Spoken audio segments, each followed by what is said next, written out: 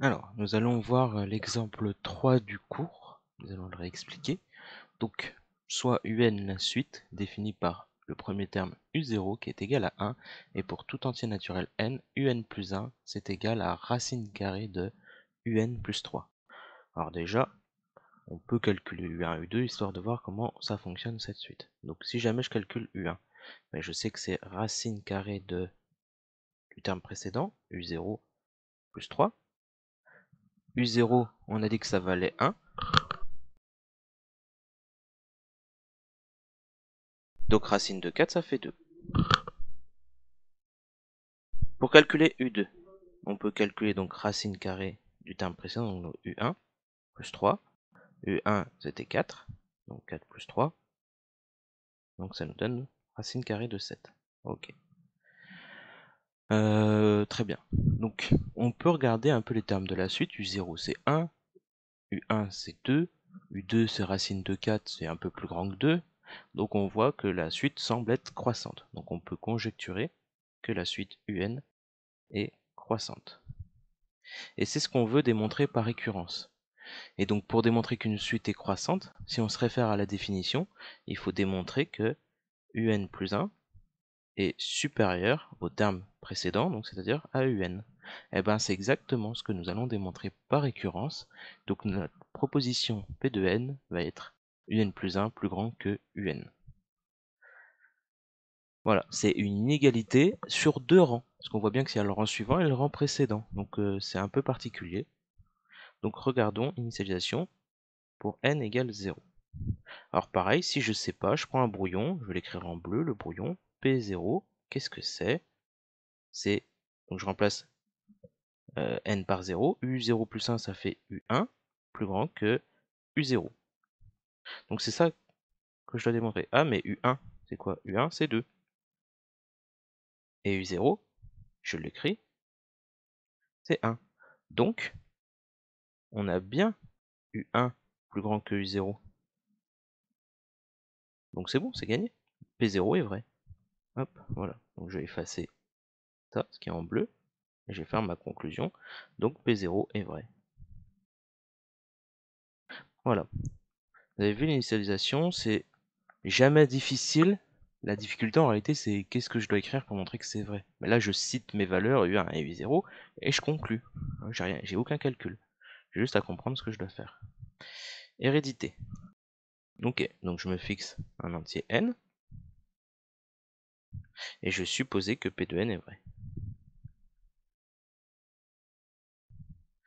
Supposons que P de n est vrai, c'est-à-dire, je vais l'écrire en rouge, donc c'est marqué juste au-dessus, hein, c'est U indice n plus 1 plus grand que U indice n. On va montrer que cette propriété elle est vraie aussi au rang plus supérieur. Donc montrons que P indice, enfin, P de n plus 1 est vrai aussi. Alors ça veut dire quoi? Je vais l'écrire en vert. U indice n plus 1 supérieur à un. Donc je remplace n par n plus 1. Donc U indice n plus 1 plus 1. Oui bon, n plus 1, je sais que ça fait n plus 2. Supérieur ou égal à U indice n plus 1. Donc ça, c'est ce que je veux démontrer. Pour le démontrer, j'ai le droit finalement à ce qui est encadré en rouge tout en haut et ce que je viens d'encadrer en rouge à l'instant, ce que je viens de supposer vrai. Et là, la différence entre la démonstration où on démontre une égalité, où on part du rang n plus 1 et on essaye de faire une suite d'égalité pour aboutir au résultat, là, il faut démontrer une inégalité.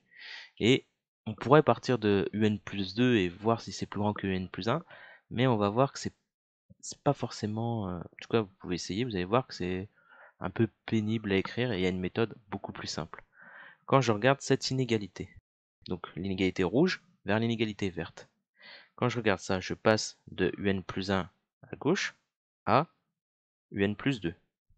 C'est-à-dire je passe au rang suivant. Pour le membre de droite, je pars de un et j'aboutis à un plus 1. Je passe encore au rang suivant. Et donc, pour manipuler des inégalités, le mieux c'est pas de faire une série d'égalités et voir ce qui se passe. c'est pas évident ça, mais de commencer par une inégalité et faire des opérations pour arriver à ce que je veux avoir. Donc, je vais écrire, hein, on a un plus 1 supérieur à un, ça c'est ce que j'ai encadré en rouge, ça j'ai le droit de dire que c'est vrai. Et moi je veux, hop, je vais me mettre là, à la fin je veux que un plus 2 soit supérieur à un plus 1. C'est mon objectif. Maintenant, il faut réfléchir comment on fait pour arriver ça à ça. Donc si je regarde juste le membre de droite, j'aurais pu faire même pour le membre de gauche, hein, mais c'est plus simple pour visualiser. Je vais passer de un à un plus 1. Ok. Sauf que un plus 1, je vais réécrire ce que c'est. C'est racine carrée de un plus 3. Donc moi, ce que j'ai, c'est un, et je veux passer à un plus 1. Est-ce que vous voyez là où je veux en venir? Mais je vais faire les opérations nécessaires sur un pour arriver à un plus 1. Qu'est-ce que je fais sur un? Donc je prends un, ensuite je lui rajoute 3, et ensuite je passe à la racine carrée. Et une fois que j'ai fait tout ça, ben, j'ai bien obtenu un plus 1. Alors si c'est pas encore clair, ben, on va le faire, vous allez voir, ça va être beaucoup plus simple. Alors je vais réécrire un plus 1 ici, ce que c'est racine carrée de un plus 3. Donc on a dit que la première opération, à l'instant, c'était on fait plus 3. Donc là, si je fais plus 3 de chaque côté, dans mon inégalité, ça nous donne un plus 1 plus 3, supérieur ou égal à un plus 3. J'ai fait plus 3 de chaque côté. Ok. Ajouter un même nombre de chaque côté, ça ne change pas l'inégalité. Très bien.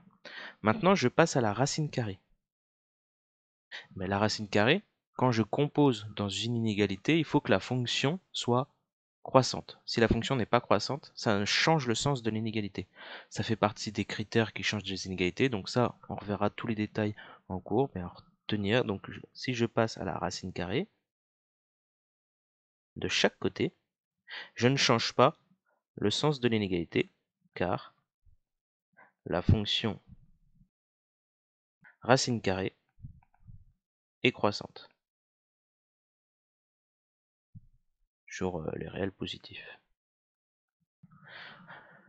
Voilà, la fonction racine carrée est croissante. Si jamais j'avais composé, donc j'étais passé avec une fonction décroissante, ben, j'aurais dû changer le sens des inégalités. C'est comme quand on multiplie de chaque côté par un nombre négatif.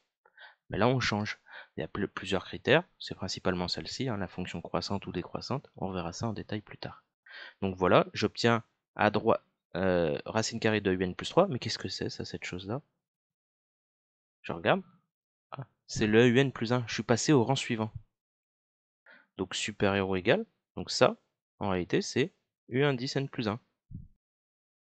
Ça, j'espère que c'est clair. Ah, mais à gauche, c'est quoi? C'est racine carrée de un plus 1 plus 3. Mais en réalité, ça, c'est ce qui me permet de passer au rang suivant.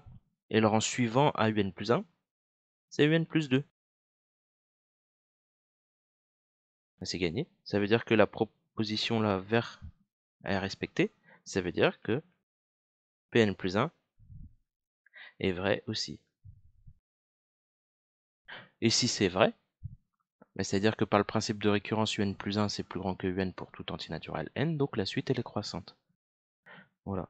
Je vous encourage à bien revoir ça. À la différence d'une série d'égalités, là on est parti de ce qu'on a supposé vrai pour Pn, et puis on a fait les opérations pour arriver au rang suivant. C'est vraiment comme ça qu'on a raisonné, avec le rang suivant. Voilà. Donc n'hésitez pas à bien reprendre, à remettre en pause, etc., à poser des questions la prochaine fois qu'on se voit. Pas forcément évident la première fois, mais à force de faire des entraînements, ça ira tout seul. Il n'y aura pas de souci.